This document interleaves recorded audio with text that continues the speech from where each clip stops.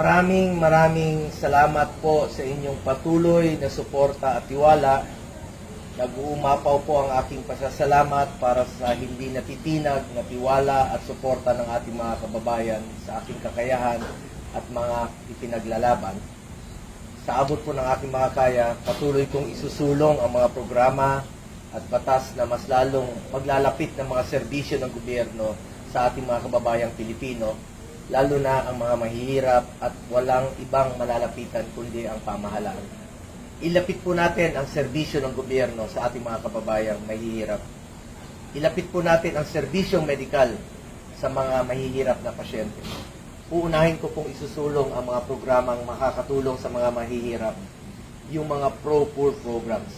Pagtutuunan ko po ng pansin ang mga programang pangkalusugan, murang mga serbisyo at bilihin, sapat na pagkain, at maayos na trabaho at kabuhayan, lalo na sa mga ordinaryong Pilipino.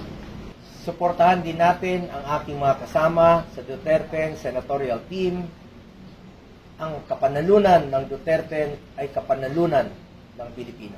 Maraming salamat po sa inyong patuloy na suporta at tiwala.